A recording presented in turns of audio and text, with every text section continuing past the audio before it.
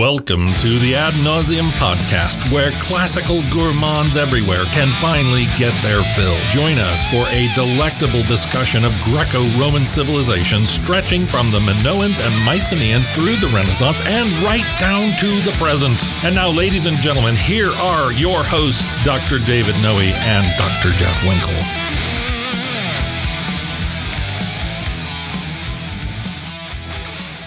Welcome, Ad Nauseam listeners, to episode 221 of our humble little podcast. As always, my name is Dr. David C. Noe. I am here in the Vomitorium, Parnassus Central. Vomitorium Central on a balmy early summer afternoon with my good friend and fabulous turquoise-vested, I would say, turquoise-draped co-host, Dr. Jeffrey T. Winkle. How are you, Jeff? I'm feeling good. All right. Yes. Yeah. Thank you for calling attention to my your attire. The shade of my attire. That's right. It says GRCC. I feel like, as the kids say, we've pivoted to this kind of thing before, haven't we? Have we? Yes. The study away. Yeah. T-shirt.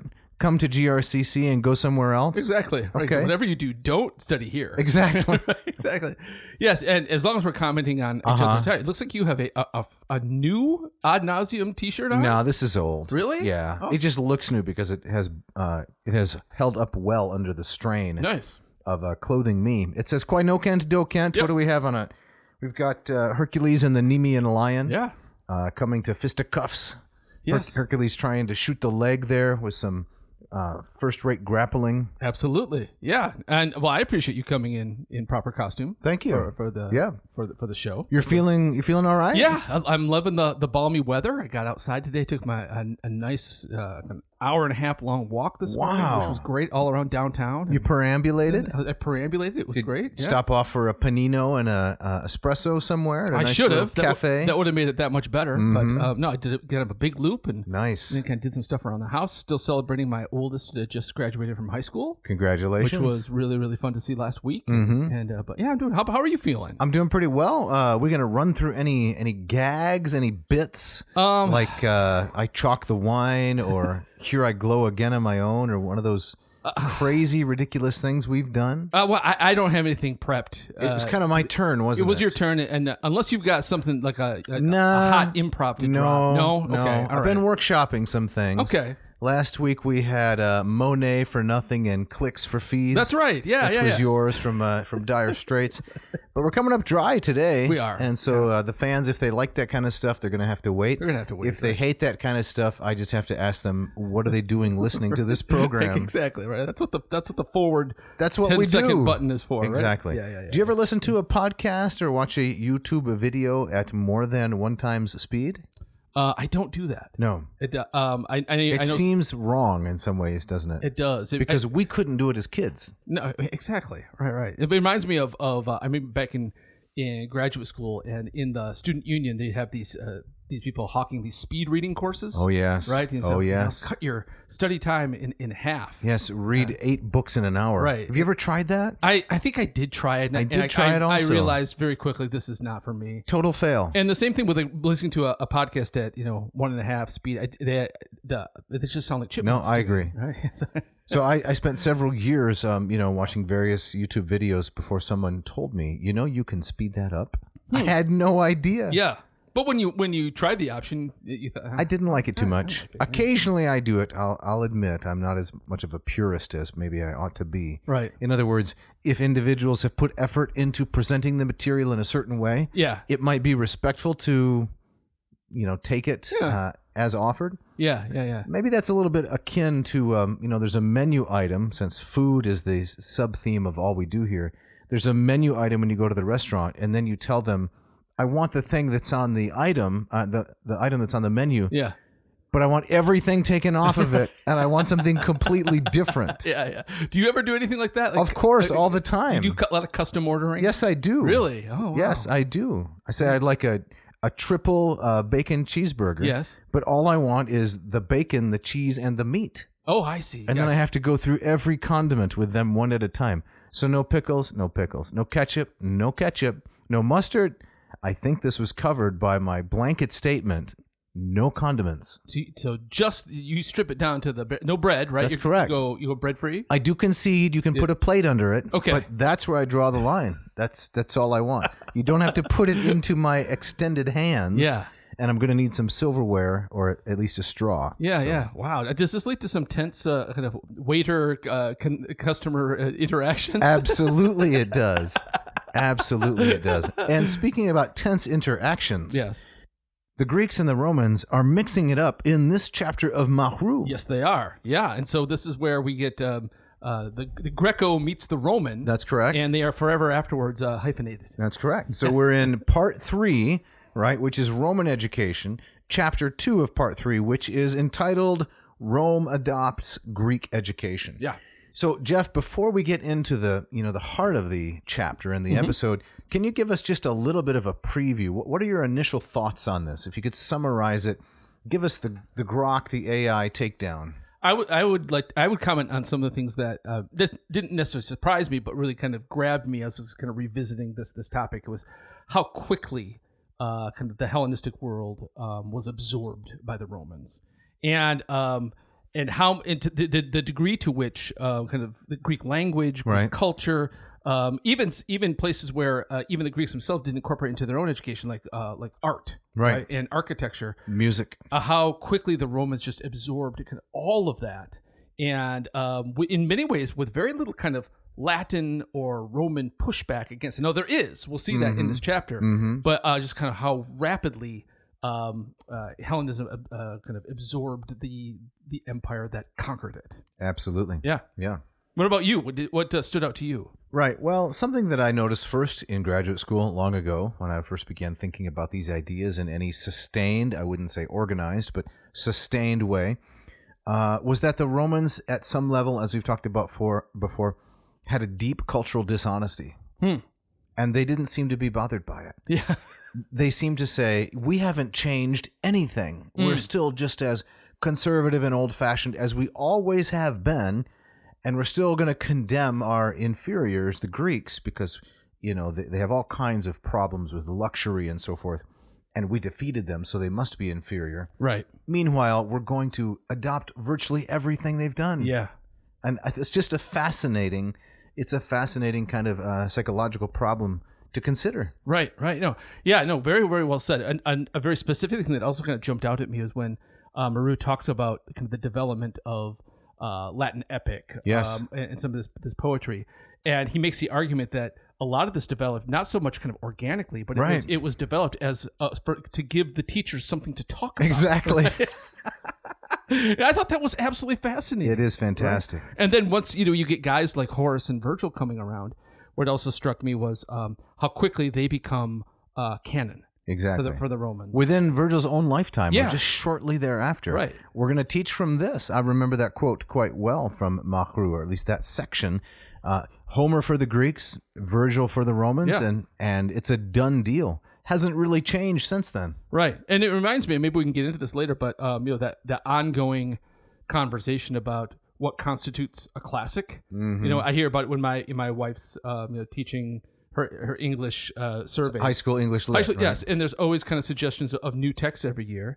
That question of, how do you decide what's worthy of classroom attention? Right. Like, how old does something have to be? How influential does something be? Or doesn't that matter at all?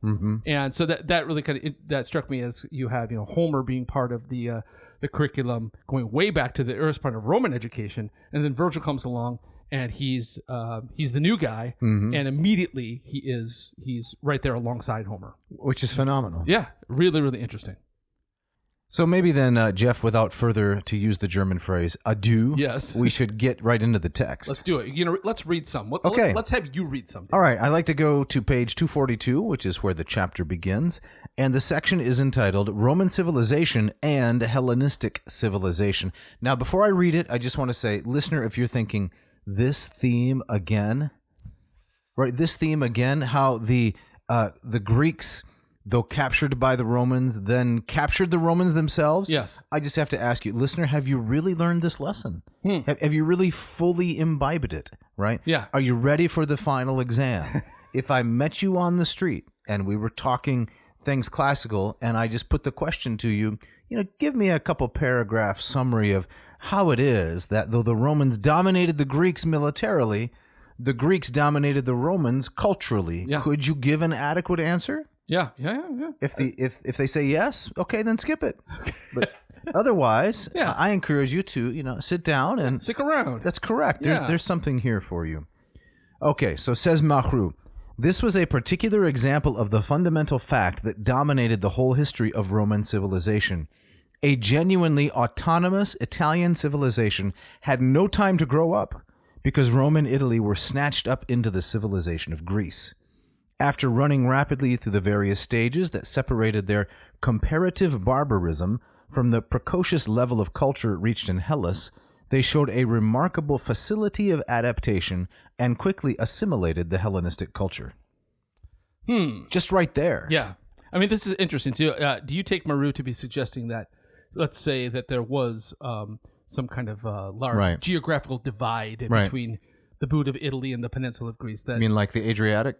Right, exactly. But let's say really, really stormy with a giant wall sticking straight up. You mean something more restrictive than what was actually there? Is he suggesting that if that had been the case and Italy, the Romans had enough time, they would have developed a similar kind of culture along similar lines? Well, I don't know about the similarity of the culture, but they would have developed some autonomous culture.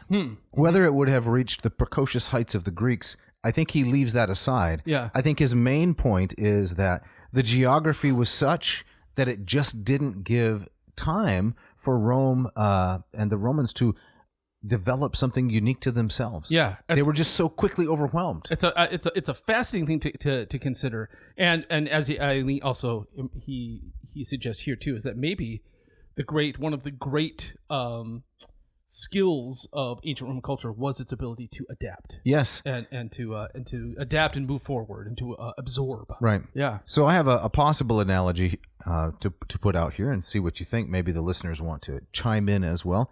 And that is Japan, right? The nation of Japan was famously closed off to all foreign interaction, to Western investment, right? The English, the Spanish, they were the Portuguese, sailing all over the world. Right. Japan was off limits. And then I don't remember if it was Perry. I'm trying to remember the name of the American naval officer that sailed into the Tokyo harbor, if I'm getting my details right, and basically forced open Japanese involvement with the West. And so it seems kind of like, and it may in fact be, a pretty rude and wrong thing to do in terms of colonialism or hegemony, things like that. I don't know. But my point is there was a moment there, as I understand the history, where the Japanese had to decide, are we going to maintain our insularity and our 1,000-year-old traditions, or are we going to pivot and bring in Western mores? And once they decided to do that, they industrialized, modernized in kind of at a breakneck speed, right? In record time, such that within something like 30 years, they were going to war with Russia, and then, of course, the Second World War not long after. Yeah. So my main point is just that while the cultural stuff is different, because Japanese culture didn't capitulate to Western mores, the adoption of a different kind of technology was really, really self-conscious and deliberate, as I understand it. Yeah. No, I think that's a really interesting and an apt comparison. I mean, and I think Japan is in many ways culturally, I think from a Western perspective, is still very much a kind of black box. Yes, that they've maintained that kind of that distinct island separate culture, while at the same time, in some ways leading the technology. Oh, definitely. Right. Toyota, Honda, just to mention two enormous, Sony, three enormous companies. Right. And they did that, in such a short amount of time. Yeah. And I'm sure some people would say they should not have done that because look what was lost. Right. My point is just that it seems like the Romans sort of did the same thing, not with technology, but with Greek culture. Yes. They kind of said, well, we don't have much going on here in Italy in that respect. Right. Let's just take what the Greeks are doing. Yes, exactly. My point is that with regard to technology and industrialization only, it seems like that's what Japan did. Yeah, no, I think that's right on. And I think later in the chapter, I think Marrou, he doesn't come out and say this, but I think he kind of mildly suggests that if there had been a a culture within the boot of Italy that would have developed into something unique. It would have been the Etruscans. Yes. Or maybe even the Etruscans themselves. They're still very deeply mysterious That's society. correct. A lot of this there too, just within Italy, the Romans are adapting from the Etruscans. Right? Correct. They take their alphabet. That's right. So they did take the alphabet, right? And it seems like the Etruscans had Hellenized a little bit. Yes. Yeah. But they had something quite different in other ways. Right. So one classic example that's used of this, and I'm sure we'll get to it later in the book, is that the Roman temple construction was almost thoroughly Etruscan. Yes. It wasn't until very, very late that they started to imitate Greek architecture. Yes. Very early on, all of their Republican era temples are Etruscan. Right. So they draw the line at architecture. Exactly. But and even as they develop, their temple architecture, and it's more Hellenized, they'll even have things like in the back of the temple there'll be slots for like 3 deities, right? Instead of just the one, which in a typical Greek temple, it's not always, but usually only one deity. That's a great point. You see kind of this hybrid of Etruscan and Greek culture, mm-hmm. and there's that amazing ability to adapt and adopt. Right. Yeah. So before we go on to the next section, is it too early to read just a very famous line of Latin or two? Never too early. The Horace here? Yes. Okay.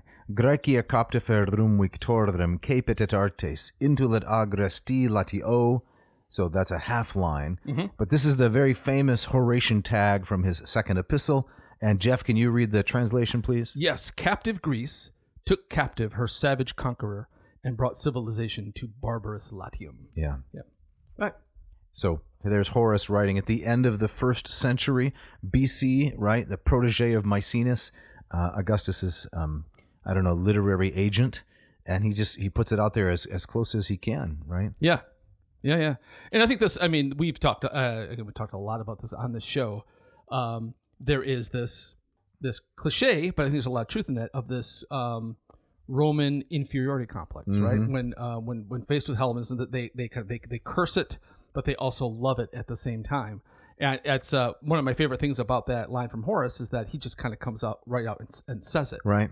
He says, no, this is what this is really about. Yeah. We conquered them militarily, but in the stuff that really means something, mm-hmm. They conquered us. Right. And do you like the little anti-German jab that Marrou, the Frenchman, gets in the next line? Oh, you read it, please. Could you read that for us? Oh, sure, yeah. Yes. So there was not a Hellenistic civilization on one side and a Latin civilization on the other, but, as the Germans, with their customary pedantry, so conveniently put it, a Hellenistic Römische Kultur. Right. their customary pedantry. That's correct. Nice job, Marrou. So not two competing ideas, but over on one side you have Hellenistic culture, and on the other side, at least as Marrou tells the story, for the Romans, the Italian peninsula, almost nothing. Yeah. So just put them together. I wonder. I'm putting thoughts into Marrou's head, but I wonder Sure. what he also is thinking about French culture versus the barbarism of I'm Germanic sure. culture. Yeah. Drinking wine as opposed to drinking beer. Yes, exactly. Right. Fine bread as opposed to sauerkraut, things Right. like that. Right. Well, and he wrote this not long after the end of the Second World War. Exactly. So Right. Tempers were running pretty high still. Yes. So, stages in Greek influence. As we get further into the chapter, now Marrou describes the landscape for us. Jeff, you want to hit some of the key points here so we can kind of see what's going on? Sure. Well, let me read a little bit here. So the various stages of this process of integration need to be dated. Though, as we shall see, the full technical development of Roman education did not arrive until the end of the 1st century BC. In the main, it had been completed in the 2nd century as the result of the conquest of the Greek countries of the East, which has been called the spiritual revolution of the 2nd century. But this was merely the final decisive and particularly fruitful phase of a process of integration that had begun much earlier. All right, so the Romans militarily, they conquer Macedonia in 168. Then after the battle at Corinth in 146, kind of the whole of the Greek peninsula is now a Roman province. But That's Marrou right. is saying is that there had been a long-standing kind of integration of Hellenistic culture even before the military conquest. Yes, so much so that Livy famously says, I don't know if we've talked about this before, but it's good that you just hit the table right then, making that really dramatic point. Because I believe it's Livy who famously says that when Alexander the Great, when he was moving south from Macedon, right after destroying Thebes and capturing that area, if he had made a right-hand turn to head toward Rome, Yes. instead of making a left-hand turn to head toward Persia, Yes. the Romans would have trounced him.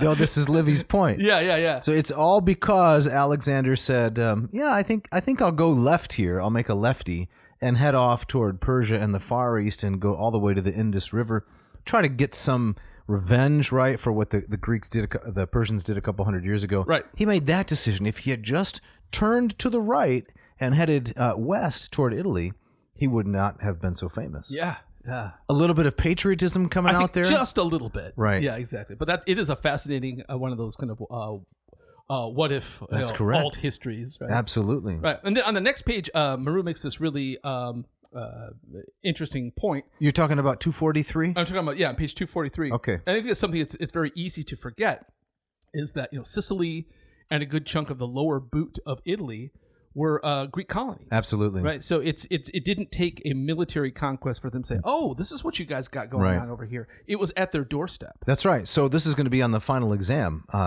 when the Ad Nauseam podcast wraps up its final episode, whenever that is. Yes. And we send a final exam to all the listeners. That's right. Have you been listening? Yeah. Taking notes. The question is going to be like this: what is Magna Graecia and why does it matter? Right. And the answer is it's that part of southern Italy and all of Sicily which had more Greeks living in it than all of mainland Greece. Yeah. Because it was so much larger and more, I guess, amenable to settlement and population. And a kind of a division in the boot of Italy, which I would argue goes on to this very day. Definitely. Right? The Italians have their own stereotypes about Northerners and Southerners. That's right. That go back thousands of years. There's a dividing ethnographical line, you might say. So ethnological line. So what's the furthest south you have been in Italy? Oof, man. I've never been to Sicily. Neither of us have been to Sicily. I've not been to. I think that's on the final exam too. The temples at Pestum. That's where I've been. That's as far as south. Which is south of Naples, right? Maybe an hour. Yeah, I think you have to go down around the Amalfi Coast. That's to correct. get there, but some limoncello and that fabulous pottery they sell there. Yes, yeah. But that's about it. It's Paestum. Yep.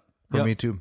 People have told me you don't want to go farther south. There's not much to see. But I would really like to see Tarentum. I would love to see Tarentum. The Spartan colony there on the Gulf, and yeah. I'd like to go east. I guess it's quite swampy. Yeah, I'd love to see some of the battlefields from the Punic Wars, and I would love to see Sicily. I've heard I heard it's its own world. Absolutely. Yeah. So he gives a number of different stages here. I count up to 9. We'll just go through them very quickly, right? Yeah. The process went back, in fact, to the very beginnings of Rome as a town. So Cumae was settled between 775 and 750. And that was news to me. I thought that was really. I've been to Cumae, but right. I never. It's always been associated, of course, with the oracle from Aeneid 6. That's right. But not. I didn't think of it as this. One of the earliest of Greek settlements. So ironically, I've never been there, unlike you, but I did know the fact of the settlement. Oh, so there we go. Together we got it covered. Second stage, Rome had never been completely free from contamination, that's Marrou's word, by Hellenism. It was influenced first indirectly through the Etruscans. Right up to the 4th century, Etruscan education attracted the sons of the Roman aristocracy. Okay. Third point, Campania. So that's the large, I think, mostly agricultural region that's south of Lazio, right? Yeah. And heads down toward Naples. Right. So the Apennines run through there. Big mountain valleys, grasslands. The Samnites, yes, as I understand, were in that region primarily. Yes. Then the fourth one, directly, partly in the 5th century, but mainly in the 4th, as a result of the influx of Greek or Hellenized elements amongst the Roman populace. The 5th one is art, even in the actual structure of the city ramparts. This was fascinating. Yeah. I did not know this. The wall known as the Servius's Wall, said to date from 378, has signs of a close connection between Rome and Syracuse. So in other words, when the Romans built their wall around the city of Rome, so-called Servian Wall, 378 BC, scholars have said this bears resemblance to certain architectural features of the Syracusan walls, which were Greek. Yep. I thought that was really interesting. Yeah. And I mean, some of these dates too, when you read these dates, is so Cumae is settled between 775 and 750. Okay, that's right around when Rome itself is being founded. Yes. Right? 753. And then here the Servian Wall, 378. This is, we're getting towards post-Athens, pre-Alexander. Mm-hmm. And again, I'm thinking in terms of art and architecture. And then I think here you can see the Romans they're cribbing from the Greeks, but they're also in many ways architecturally lagging behind Right. in terms of like the grand sophistication of the Parthenon, which is mid-5th century. Yeah. Yeah. So such a big difference in the speed of the movement of information. Yes. Yeah. And in our day, information travels, instantaneously all around the globe. Right. In that time, obviously, I'm saying what's obvious, but that's what academics do. They find what's not there, Yeah. and they describe the obvious. Exactly right. Information moved very slow. Very slowly. Yeah. Yep. So what about the final features here, 7, 8, and 9, and these stages that Marrou's describing? Yeah, I thought this was fascinating. The movement received a new impetus after the year 340 when Rome joined up with Oscan Campania, which had been subject to Hellenistic influences for so long. Number 7. We know enough about that Hellenistic town, pre-Roman Pompeii, to be able to glimpse something of its system of education. I thought this was fascinating. Its young aristocrats formed the Pompeian Young Guard, the Virea Pompeiana, which was obviously modeled on the Hellenistic ephebia and had a magnificent palaestra in pure Greek style at its center. So if listeners have been following the Marrou Right. episodes, they know something about the Hellenistic ephebia. And I thought this was interesting. These boys' clubs, These right? boys' clubs. And so in athletes and young students. Yeah. And so the excavations at Pompeii reveal right around this time, you start to see kind of education organizing in a similar kind of way. And then the presence of the palaestra, the wrestling ground, at its center is also something distinctly Greek. Now we'll get into Roman kind of conservative tradition Right. sneered at sport for Right. sport's sake. Isn't that interesting? It's really interesting. So having a palaestra is not just something, we've adapted from the Greeks. It's something distinctly non-Roman. Yeah. Yep. So we move on then, page 244, and we get introduced to the character of Appius Claudius Caecus. Appius Claudius Caecus, the blind. Even by the year 312, the celebrated censor, right, which is the Roman political office of controlling morals, Yeah. seems to have modeled himself, Appius Claudius Caecus, on Hellenism. And by the 2nd century, it was quite normal to find Roman politicians speaking to the Greeks in their own language. Not only fluently, but with considerable style. The father of the Gracchi, who was censor in 169, made a speech to the people of Rhodes, which was still remembered in Cicero's time, and Crassus Mucianus, during his mission to Asia in 131, performed his duties as judge with the help of 5 Greek dialects that he knew perfectly. Oh, that's pretty cool. That is impressive. That is impressive. How many Greek dialects do we know? Oh, my goodness. Approaching 1? Right, man. Here, Mucianus dunking all over That's us. correct. What he's got? Attic. He's got Ionic, Aeolic, Yep. Doric. He knew them all. We're Boeotian. We're pretty much out at that point. Right, exactly. He could switch fluently from one to the next. That's incredible. I think is that called code switching? Code switching. Mm-hmm. That's what that is. All right. Where are we headed next here, Jeff? Let's talk about this I think in this fascinating episode with is it Aemilius Paulus? Scipio. Scipio Aemilianus. Yes, yeah. This is great. This is at the bottom of page 244 and on to 245. No one could doubt the sincerity or depth of the Hellenism that appeared in men like the first Africanus, especially Flaminius, the victor at Kinos Kephali, and Aemilius Paulus, the victor at Pydna, and of course the men of the next generation in the remarkable circle that gathered around Aemilius Paulus' son, Scipio Aemilianus. There were many stories about the latter, in particular one of how he saw Carthage burning and began musing over its destruction, and was then seized with a sad foreboding at the thought that a similar fate could befall his own city. Such feelings are not those of a barbarian or a country yokel, especially when it is remembered that to express them, Aemilianus quoted Homer, quote, "The day is coming when holy Ilium will be destroyed, with Priam and the people of Priam of the good ashen spear." Right. So I mean I like that Marrou is kind of pointing out, he's kind of pushing back against this stereotype that the Romans are these barbaric yokels. That's right. And the Greeks had all the culture, and so we have this Roman gentleman quoting Homer, right? Almost like he can't help himself. An aristocrat, a blue blood, Yeah. watching the destruction of their ancient enemy Carthage. And how does he describe it? Homer. Right. Yep. And to continue on there just a minute, and it was again a line from Homer, says Marrou, that came instinctively to Aemilianus' lips when he heard of the death of his brother-in-law, the revolutionary tribune Tiberius Gracchus. He that would imitate him, let him die like him. Yeah. This always makes me think of the moment in American history. My family and I visited this spot a few years ago in Indianapolis, where the night that Martin Luther King was assassinated. Okay. And I thought you were going to say when Peyton Manning beat the Bills or something. that's second. Second on the tour. Right. Yeah. But in 1968, when information did not travel with the speed it does today, RFK, the brother of JFK, right, was doing a campaign rally in Indianapolis, and he got the news that Martin Luther King had been assassinated, and the crowd didn't know. And so he was speaking in Indianapolis in a predominantly kind of black area of the city. Right. It's April 4th. April 4th, yes. And he delivered this news. You can hear the kind of the audio. It's incredible, and the way that he described, the way that he, not tries to assuage the pain of the crowd, right? But the way he kind of describes it, he quotes the quote that came to his lips was from Aeschylus, and it's extraordinary, right? That he in that moment that he would have that kind of reservoir of his own kind of classical upbringing just at the ready. It reminds me of Emilianus that Homer just kind of comes unbidden to his lips in these times of tragedy.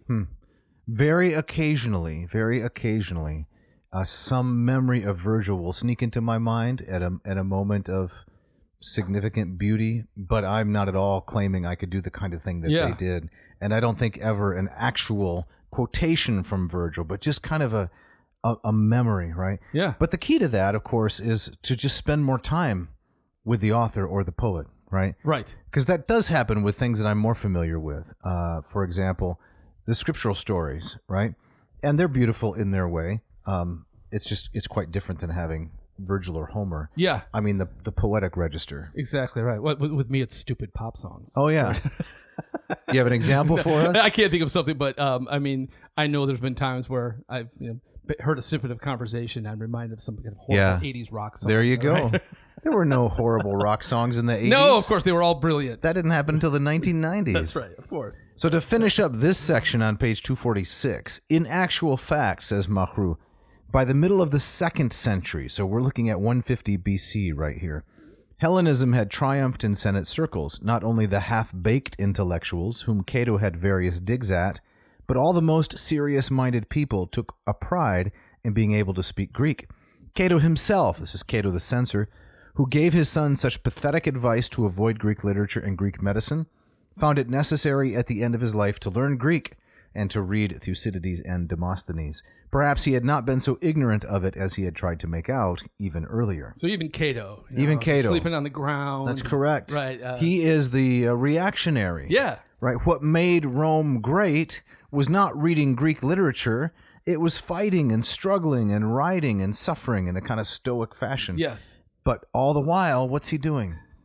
He's reading Greek. He's reading Greek. He's arranging certain things for his son, and even at the end of his life, right? He recognized, well, maybe on the down low, I can read some Thucydides. That's right. Why would you deprive yourself of? I could do without Thucydides, frankly. Why would you deprive yourself of Demosthenes? Right. So beautiful. Great stuff. Yep. We have time for maybe one more little section here before we get up to those imposing ads, and that is Greek education in Rome. Jeff, what are the highlights of this section? Sure. Let me read from the beginning here. This is on page 246. Thus the Roman aristocracy adopted Greek education for its sons. Teachers were all ready to hand amongst the great numbers of slaves that conquest had provided, the oldest known example being Livius Andronicus, a Greek from Tarentum, who was taken to Rome as a slave after his city had been captured in 272, and later freed by his master after bringing up his children. Roman society was very generous about emancipating its slaves. It thus did something to redeem the barbarous way it chose to obtain them. So a lot of this, a lot of the Greek education that was given to the Roman youth was through these captured slaves. Right. And there was they paid a high price for those slaves that were educated and could do a good job of training up the Roman youth. That's right. So then, just to finish up this section before we go on to the Roman implementation, you might say, or adaptation, right, or maybe even a little bit of pushback against Greek norms. I'd like to read this quote on 247. In their search for a thoroughly Greek education, young Romans began to want more than they could get from the teachers who were to be found or could be prevailed upon to come to Rome. And so they started going to Greece to finish their education, doing their studies along with the Greeks themselves. Now, we have a similar phenomenon today, of course, which is American academics wanting to go to places like St. Andrews, Oxford, Cambridge, maybe some places in France or in Germany, because these are famous, much older universities. Right, correct. Whether they're getting a better education than the leading institutions in the United States than from those institutions, I don't know. In fact, I've heard quite different reports about this. I've heard some people say the world's leading educators are in the United States, but travel abroad to get a slightly different perspective. Yeah. Have you heard about this? A little bit. I mean, I'm always kind of suspicious of that kind of thing on the face of it. I mean, sometimes it's the power of the name, right, rather than what's actually the value of the experience. But I mean, there's no doubt that there is value in kind of the deep history, right, or even in the physical collections that these places have. Yep. And thinking about Romans going over to Greece, Plato's Academy, Aristotle's Lyceum. These things had already had kind of deep roots, and I guess for someone who was serious about your Hellenistic education, that would be the place to go. Right. Yeah, well said. So, says Marrou, finishing out this section, in 119 to 118, Romans were allowed to enter the Athenian Ephebia. So that was the first time. I suppose the Romans just kind of showed up and said, we're here, we're in charge. How do we get into your club? There we go. Yeah, what's the secret handshake? Right, exactly. Something like that. And more significantly still, says Marrou, they began to attend lectures given by the philosophers and praetors in the greatest university centers in the Greek world, namely Athens and Rhodes.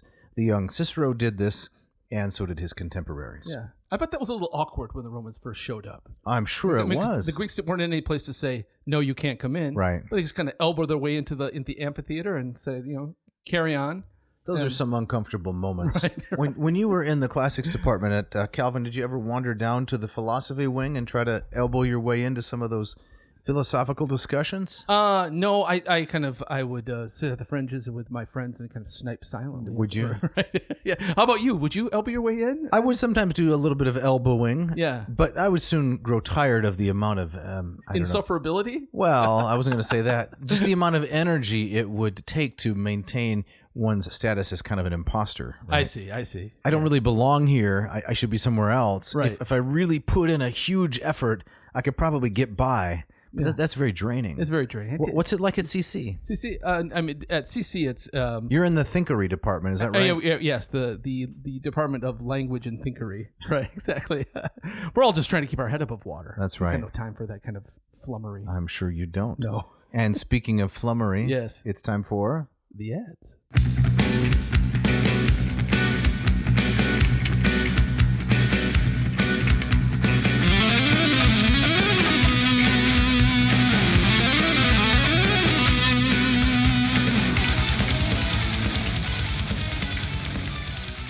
This episode of Ad Nauseam is brought to you by Millard Fillmore. What? Millard Fillmore and his famous gunboat diplomacy. In my top 5 presidents of all Fillmore? time.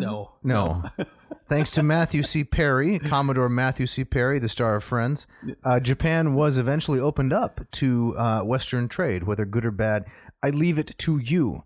Do you know what they do in Japan? A lot of? What? Drink coffee. A lot of coffee there. They yes, do. I've heard that. And coffee is delicious when prepared by the Ratio line of coffee makers. I have to agree with that. Jeff, you have a Ratio 8. I do. The Millennium Falcon. It Yes. seems like it's stainless steel. Is Stainless that right? steel, yes, Okay. with wood accents. Wood accents. You've got the 6. You went through the 6? Went through the 6. And Now, you got the 6. You're not using the 6 anymore. it's retired. Right. And Yeah. you almost said out of commission, No, which sounds like broken, Right, which no. isn't true. So you brew with the 8, Yes. then in the office it's the 4. They've got the 4, yep. If you had to name the number one highlight of your morning coffee ritual, Yes. other than Magna Graecia, what would it be?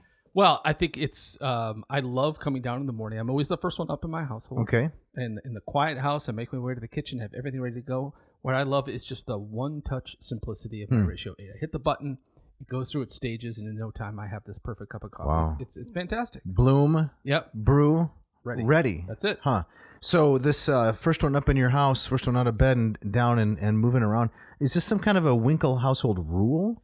So if you get up and someone else is already up, you say, go back to bed. I'm first. I don't say that, but I don't like it. You don't like it? I don't like it. I mean, it hardly ever happens. Everybody else is a sleeper inner Interesting. in my house. But yeah, if You're the early bird. If my son gets up, my middle son will sometimes. Right. If there's somebody's gonna beat me, it's him. Huh. And I don't like it. I will banish him to some other part of the house. Yeah, exactly. But you'll send him out with a cup of coffee, right? Of course, so he can have his own. Now your go-to machine these days is the 4, right? Oh yes, I had a great cup of Ratio 4 coffee this morning. Loved it. Have the 8 in storage. Bring it out for special occasions. But I'm mostly a 4 man because I'm the only coffee drinker in my home. Yeah. And I love the one-touch brewability. Yep. I like to off-gas the carbon dioxide into the biosphere. I love the Fibonacci head as the hot water courses through the metallic veins down into the glass carafe.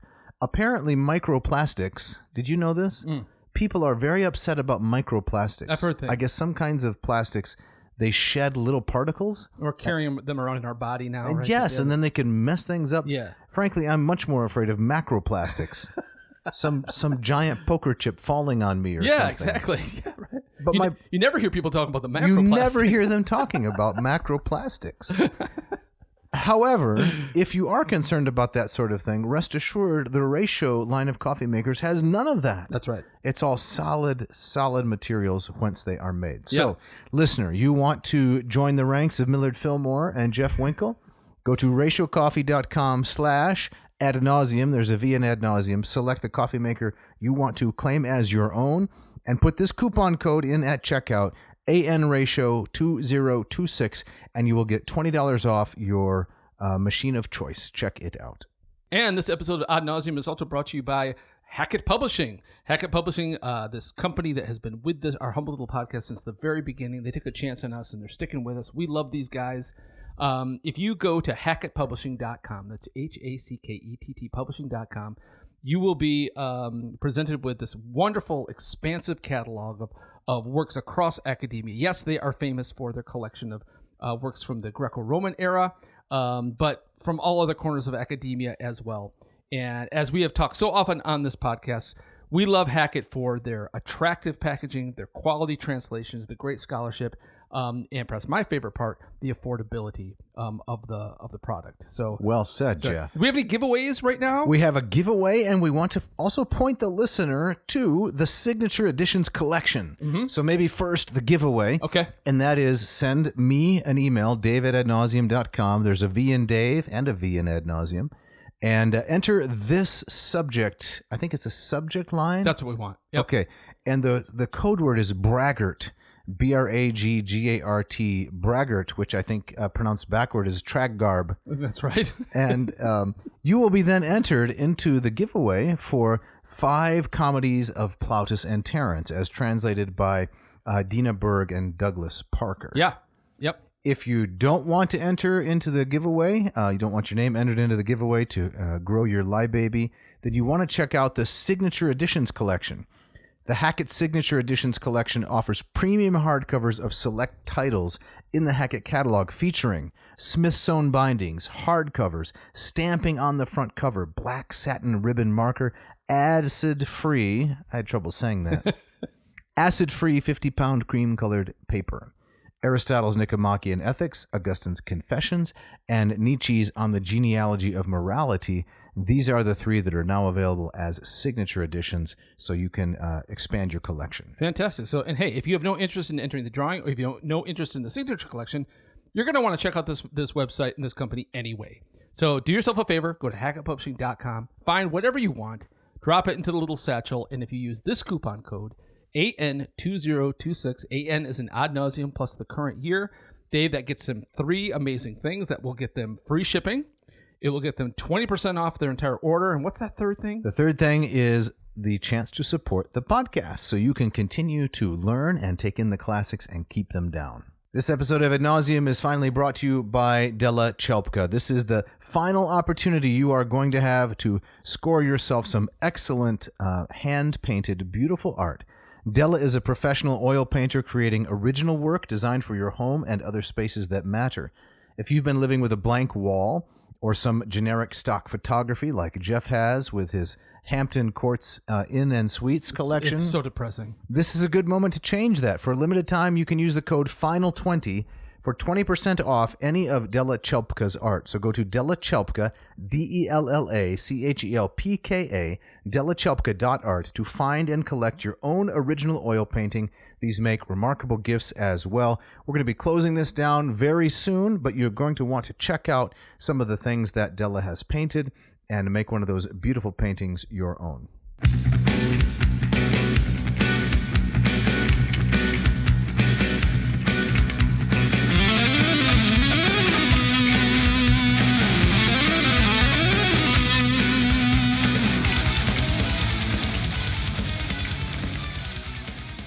Okay, Jeff, as we get back into it, we are moving on to the craze for music, the bottom of page 247. Right, and I'm put in the mind of the great Groucho Marx in one of his signature songs, whatever it is, I'm against it. Absolutely. Right, so the Romans weren't all in on every aspect of Greek culture. Yes, they were very little in on anything. They had a problem with music, with That's dance, correct. and as we'll see, athletics as well. So let's talk it. There was something of a craze for music, says Marrou, for the singing and dancing that had always been so characteristic of Greek life. But the nation soon reacted against this in the name of all that was Roman and serious. Scipio Aemilianus only mentions schools of music and dancing so that he can castigate the young people of his day for liking such an unseemly and immodest art, which may be all right for mountebanks, but is definitely not the thing for freeborn children who will one day be senators. Is this where you blame the translator, a lamb, who's taking Marrou into English? Actually, here, I love that he used the words mountebank. You like mountebank? But I mean, Aemilianus, he's just shaking his fist at those kids and their rock and roll, correct. Right? Get off my yard. Yeah. Get off my lawn. Music, well, it was all right for girls, says Marrou, as an accomplishment, but even then music was liable to be received with a typical Roman frown. Sallust, so now we're right near the end of the Republic, describing Brutus's mother, Sempronia, who found herself mixed up in Catilina's rather shady circle, says that she could dance and play the lyre rather better than one would expect from a decent woman, elegantius quam necesse probae. One of those non-plements, right? Yeah, I guess so. Exactly. Praise with one hand and then slap with the other. That's right. To damn with faint praise, as they say. Yes. So music. There were lines that the Romans would draw, at least I guess maybe from an elite, deeply conservative, traditional, duty-bound Roman point of view, right? They didn't go in for dance and music, which, as we've learned in other parts of the Marrou text, is that was central, absolutely, to Greek education for girls and boys. That's correct. What about opposition to athletics? The next section in Marrou's screed. I don't know if we can call it that. Yeah. Marrou writes, the Roman reaction against athletics was perhaps even more decisive, though the Greek paideia cannot be imagined without them. The Romans never took to athletics. They looked upon them as something exclusively Greek, and unlike the Oscans of Campania, they decided against them. We have already seen how Roman sport developed in its own way in the associations for youth that came into existence under the empire, circus and amphitheater taking the place of stadium and palestra. I thought this was interesting. I'm not sure if I would draw these lines as clearly as Marrou seems to draw them. I wondered about that too, actually. I mean, there is some aspect that I think that if you're talking about like the Olympic festivals or the other grand athletic festivals, there was of course absolutely no shame. In fact, quite the opposite for say an Athenian citizen to excel in the wrestling match, right, and bring glory to himself and back to the city-state. Whereas in Rome, in the amphitheater and the gladiatorial matches, we know that the vast majority of the fighters were slaves, right? And so it's something that no right-thinking Roman would descend to himself. That's right. Yeah. So there's the distinction. In fact, the quote that you just read, after we go down a little bit further on the same page, then we came across this line: athletic competitions became very popular in Rome. And I thought, wait a minute. It's the bottom of 248, the top of 249. And I thought, Marrou, what are you saying? Yeah. First you say the Romans never took to athletics. Then you say athletic competitions became very popular. And I had to puzzle over this for a while until I realized what he's saying is, for Romans, athletics was strictly a spectator sport. So this is quite interesting to me because in Greek society, there was eventually the professionalization of sports. Yes. But everyone wanted to be a professional. That was the ideal. Yeah. So only certain people actually pursued this full time and participated year round and spent lots of money on trainers and diet and oiling their bodies and lifting heavy weights and so on and so forth. Yeah. But everyone else in Greek society thought, I'd like to do that if I could. Yes. But I'm stuck, being a baker or a butcher or a candlestick maker. Right. Whatever the case may be. Yeah. So that's the distinction. The Romans liked to watch other people do sport. Yeah. But they had no desire, apparently, the upper crust, to be involved in it. Yeah. Yeah, no, that's very well said. I think that, again, a place where I would quibble a little bit. This put me in the mind of thinking about... Still quibbling? I'm still quibbling, just a minor quibble. If you think about like tragedy, theater in 5th century Athens, I think you see a similar kind of thing where the actors that played the roles were probably almost exclusively slaves. Yeah. And they were exclusively male. And they were celebrated within the context of the festival, but no Athenian male citizen in his right mind would ever stoop to being an actor. Okay, but that's the stage. Athletics is different. Well, that's why I'm saying it's a minor quibble. Okay. I think if you put them next to each other, there is still a similar kind of distinction. Okay. Yeah. So here is where I would say contemporary American culture, to the extent that I understand it, which is, very little, is much more Greek than Roman. Because we not only idealize athletes, but we do all we can to imitate and be like them, right? People wear jerseys of their their most favorite athlete. They walk around, wearing like a Detroit Lions jersey or Chicago Bears or the Bulls, whatever. Yeah. And they're trying to actually live the life. They buy the same products, right? So these superb athletes are taking all these supplements and eating a scientifically perfect diet. Right. But then they market things to us, right? If you just drink this Gatorade, you can do all the things that I do. Right.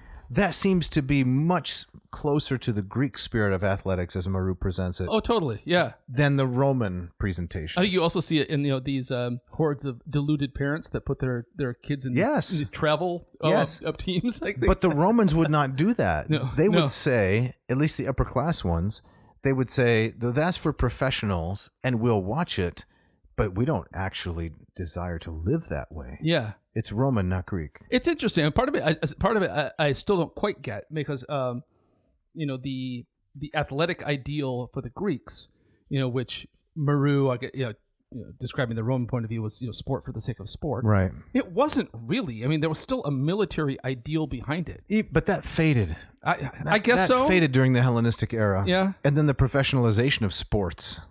But then what about the baths on 249? Yeah. This part was fascinating. Right. Can you read us some of that, please? Sure. Marrou writes, if physical exercise came into the life of Rome at all, it was a matter of hygiene, ancillary to the use of steam baths. Architecturally, the Roman palestra was subsidiary to the thermae, which compared with the Greek original, had developed out of all proportion to the actual arrangements for sport. As for the Roman gymnasium, it was simply a pleasure garden, a culture park. Isn't that interesting? Yeah. So imagine you are someone who has competed in the Greek Olympics, say in the 5th century, right, the heyday, and you're transported in time to some Roman bath, and you see then, so this is the bathing complex. Where does the actual exercise take place? Right. Well, we don't do that anymore. No. You could do a couple push-ups in here, but the goal is to go into the Collidarium and the Frigidarium and the Tepidarium and then get a good massage and then go home and have a good meal. Right. That's the Roman athletic experience. It's all centered around the bath. Right. I mean, I think that Marrou talking about it being a pleasure garden. Okay, well stated. But later on in the chapter, he talks about how this Roman ideal of you should always have your mind on law and politics and nothing else. Well, if you're sitting in the sauna, it's a great place to network. You're talking law. You're talking law. You're talking politics. You're making deals, right? But you can't do that if you're trying to run the stadium or right. Exactly. It's awkward to try to make a political deal while you're grappling with. Yes. Exactly. The next part's fascinating too. The Romans reacted to Greek gymnastics very much like the quote barbarians. The Roman sense of modesty was shocked by Greek nudity, and they regarded homosexuality, which centered around the gymnasium, as something that Greek civilization should be ashamed of, not proud of.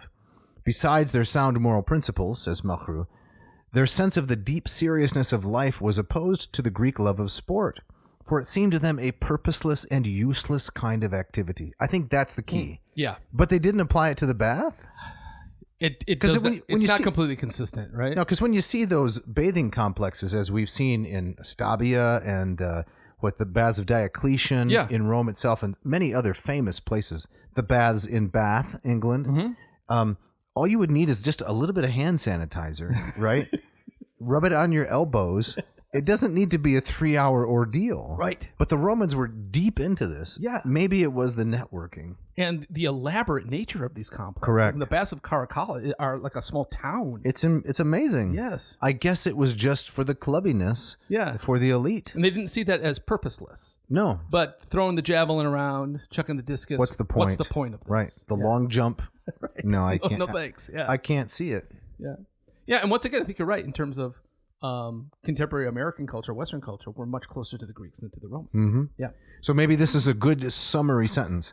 Thus, in the two matters of art and sport, the Roman national spirit set up its own distinctive reaction and helped to correct the otherwise all-conquering tendency to adopt Hellenistic education as a whole. So, Jeff, can you say a few words about the primary and secondary schools as we move toward this brilliant quote by the first Latin poet, Livius Andronicus? Yeah, so Marrou talks about how primary schools for the Romans were deeply in debt to the Etruscans, right? So it's from the Etruscans that we get the Latin alphabet. That's where we say they may be more kind of an indigenous influence happening in Roman education. And then later on in the secondary education, we see this desire on the part of the Romans to have their own thing. Right. Right. And so it's there. It's we get tired of using Etruscan materials. Etruscan materials, and in some ways even kind of pushing back against the inherited Greek materials as well. We want to have our own. This is where we see some of these early Latin translations of the Odyssey, and this clear desire for Romans to develop their own culture. Right. Yeah. And I'd like to just read this little bit here on 251, if I may. Please. The first Latin poet, Livius Andronicus of Tarentum, right, there it is again, was the first teacher of Latin literature. He actually established a school for writers and actors in Rome, and he was also the first teacher of Greek to teach in Rome. He translated the Odyssey into Latin using an old Latin meter, the Saturnian. The translation was very literal, line by line. Tell me, O muse, of the man of 1,000 tricks, was rendered as virum mihi comoin in secca versutum, which I take a little bit of a different approach here, Jeff, than does Marrou, because I learned from Conte that the work of Livius Andronicus was not just so rote. He actually is trying to reinterpret the Odyssey as an artistic work. Oh, okay. And I think that's not what Marrou is suggesting here. No, right? it isn't. But here you find it because, look, he says Camoina or Camina. She was an Italian goddess. I think she was a dryad or a naiad. So the muse who is invoked in line 1 of the Odyssey is now here localized, I suppose, is put into an Italian context. Right. So it seems to me that Marrou is selling Andronicus short a little bit. He didn't just say, I'm going to just represent it, but I'm going to make it a little bit Italian in its presentation. Very Italian, right. So, I mean, just to underline that, in the Greek opening line of the Odyssey, the muse is not named at all. That's right. Musa. That's right. And so this is, you're right. I think just on that fact alone, we can see that Andronicus is doing something more than just as a school exercise. He's doing what we call cultural appropriation. Oh, how dare he? Yes. But, says Marrou, it must not be imagined that the idea behind this translation was to help young students to learn Homer's Greek. Andronicus regarded it as a text that he could expound, praelegebat, just as though it was a Greek classic. Okay, so maybe he's coming a little bit down on the other side. Yes, you mean Marrou is giving him right? Yeah, a little more credit. More credit to Andronicus. Yes. I think we want to say a few things yet about higher education and the Latin orators before we finish off with one of my favorite authors, of course, and that is Marcus Tullius Cicero. Yeah. So Marrou writes under the heading Higher Education, the Latin Rhetors, higher education in its main form, rhetoric, did not appear in Rome in any Latin form until the 1st century BC. And even then, it did not settle down without difficulty. The first school for Latin rhetors was opened in 93 by Lucius Plotius Gallus, one of Marius' supporters. But in the following year, it was closed again by edict of the aristocratic censors. Ahenobarbus and Crassus as being innovation contrary to the customs and traditions of the ancestors. So it doesn't Roman education doesn't hit full stride really until the Republic is coming to an end. Right. And we're getting into the Augustan age. That's right. Yep. And then Marrou mentions the anonymous manual called Rhetoric Dedicated to Herennius, the Ad Herennium, which at one point was assigned to Cicero, but now it's taken to be of unknown authorship. So this was written between 86 and 82 by one of his pupils. It reveals, says Marrou, a highly modern type of education, very different from the classical rhetoric taught in the Greek schools.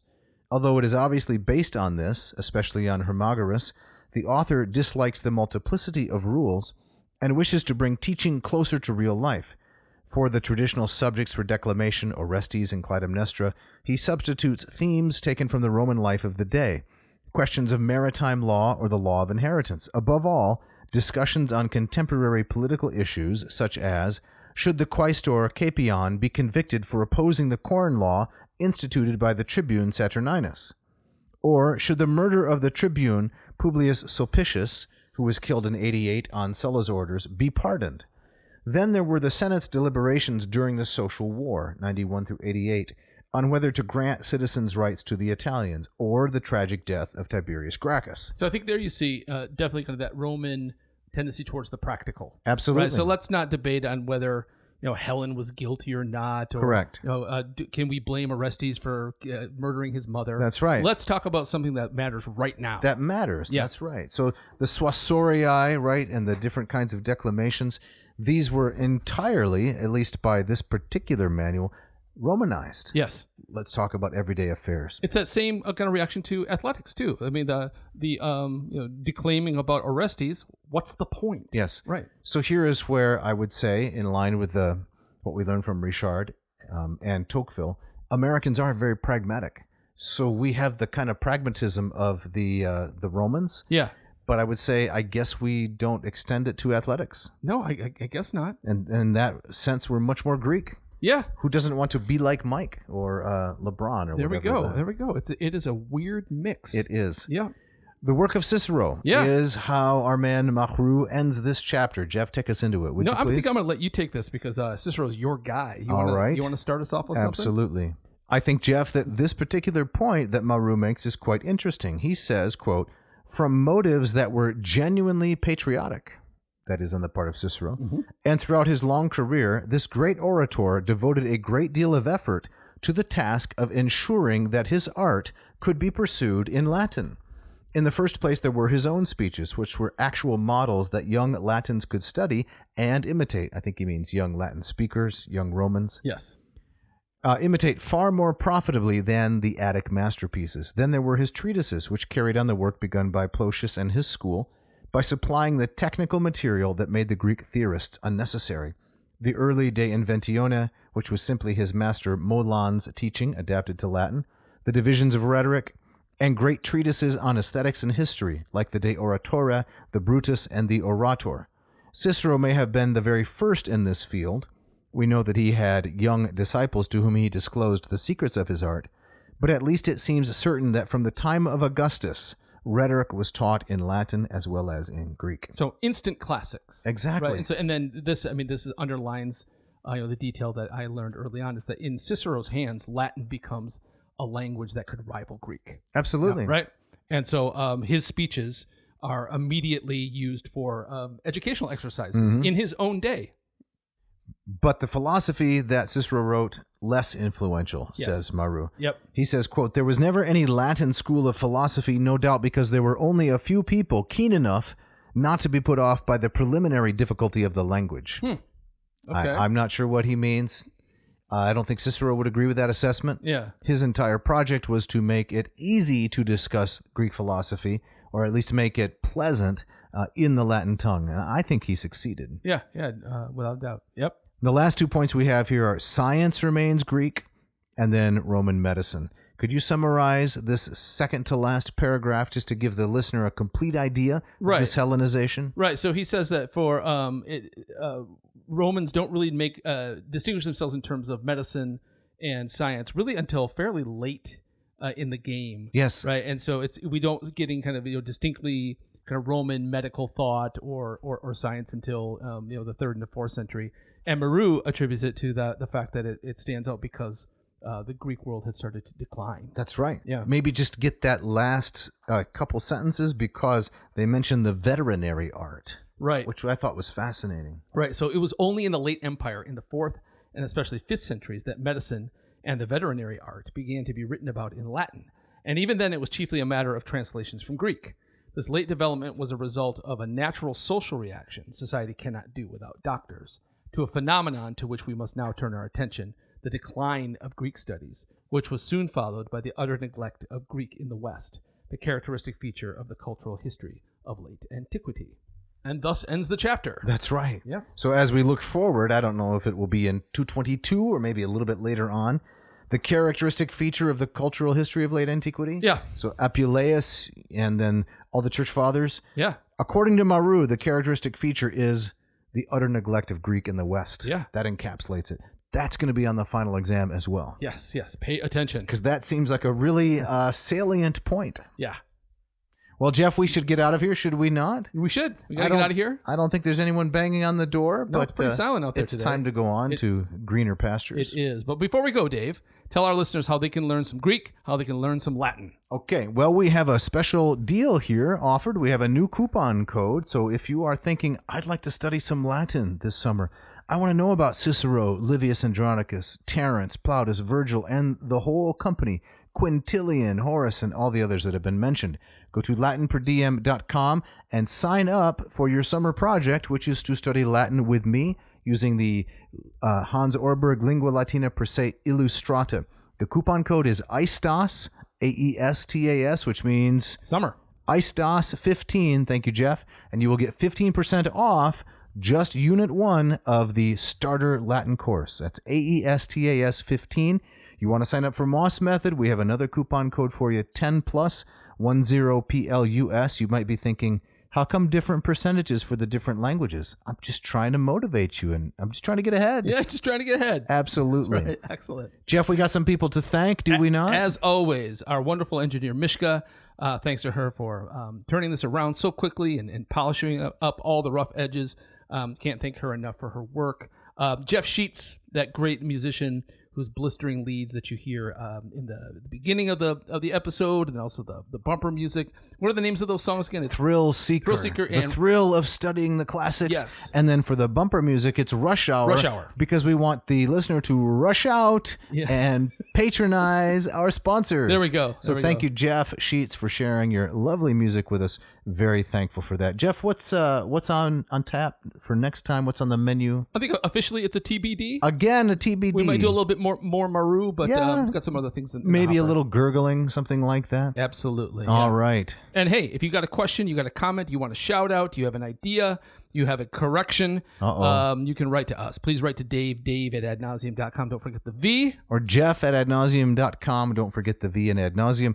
This was a Corrigenda-free episode, if I'm not mistaken. That's why I'm feeling so good. Maybe, and not even a hint of brackish tang anywhere. Nowhere to be found. So far as I know. Right. And so, on that note, Dave, I believe you have our gustatory parting shot. I do, and if this seems like it's kind of familiar, you probably will figure out something about where it's coming from. So this is from the Constance Garnett translation, widely recognized for bringing 19th century Russian literature to the English-speaking world. The author is one Fyodor Dostoevsky. The work, you can probably guess, it features one Rodion Raskolnikov. Yes, and this is from the Oxford World Classics edition of 2019. From time to time, Raskolnikov would mutter something, from the habit of talking to himself, to which he had just confessed. At these moments, he would become conscious that his ideas were sometimes in a tangle, and that he was very weak. For 2 days, he had scarcely tasted food. That sounds like Raskolnikov. Does it sound like lots Raskolnikov? Of muttering and lots of neglecting of his own person. And how's it coming? It's good. It's good. I think last time we talked about it, I've chipped away maybe another 100 pages. That's incredible. So I'm really enjoying it. All right. Thank you for listening. Thanks.